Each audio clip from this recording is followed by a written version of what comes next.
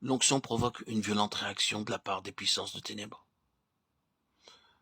Nous allons aujourd'hui examiner sous un autre angle les conditions nouvelles qui résultent de l'onction pour celui qui la reçoit. Ces conditions nouvelles se présentent sous la forme d'une éducation, d'une discipline, d'un apprentissage qui suit immédiatement l'onction ou qui se poursuit parallèlement avec elle. Les deux choses du reste, onction et discipline, sont si intimement liées dans leurs effets qu'il est souvent difficile de distinguer entre ce qui est de l'une et ce qui est de l'autre. Je tiens à vous faire remarquer que contrairement à ce qui se passe dans la vie ordinaire, l'onction vient d'abord et l'éducation, la préparation, la discipline ensuite.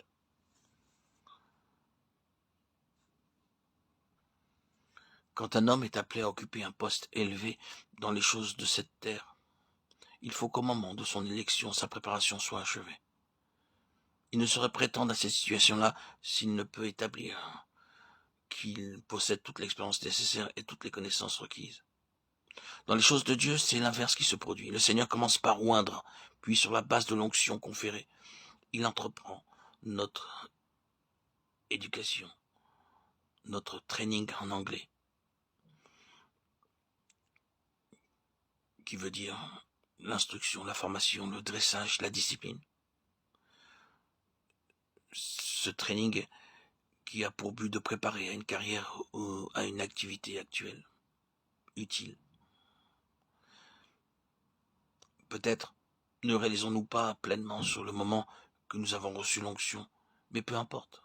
Même si nous n'avons pas nettement conscience de l'avoir reçu, même si nous n'avons pas aucune des impressions et des sensations qu'on y s'imagine volontiers, et à tort en être les manifestations nécessaires, dès l'instant où nous sommes loin, c'est à proprement parler une histoire spirituelle qui commence. Dieu se met à l'œuvre dans notre vie pour la réalisation de son plan. Et nous traversons alors toute une période riche en événements de toute nature et dans chaque tournant, chaque crise est en rapport avec l'objectif de notre onction. Ce que nous disons là n'est pas si difficile et compliqué qu'il y paraît à première vue. Prenons la chose sous une forme plus concrète. Nous sommes, vous et moi, consacrés un jour au Seigneur. Nous avons un jour reçu le Saint-Esprit. Nous sommes devenus des membres authentiques du corps de Christ. Et par là même, nous avons eu part à l'onction sainte. À partir de ce moment-là, Dieu nous a réservé une tâche qui nous est propre. L'accomplissement d'un fragment spécial de son plan éternel. Une place dans le témoignage de Jésus que personne d'autre ne peut occuper. Chacun de nous, dans la pensée de Dieu, a été mis à part pour remplir un ministère particulier dans l'intérêt de l'ensemble, pour apporter au témoignage, en tant que formant un tout, une contribution effective. C'est à cela que nous étions destinés dans la préscience de Dieu, et c'est pour cela que nous avons reçu l'onction. Peut-être ne nous sommes-nous pas doutés du genre de contribution auquel Dieu nous avait appelés. Peut-être n'avons-nous pas même en conscience que l'onction nous avait été donnée. N'importe.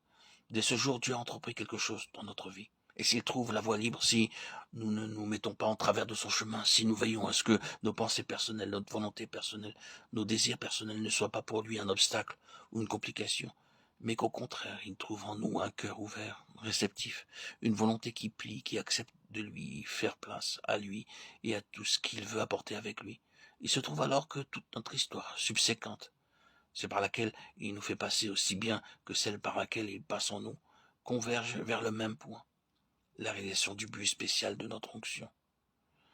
Dorénavant, toute la puissance de l'onction se manifestera dans ce sens.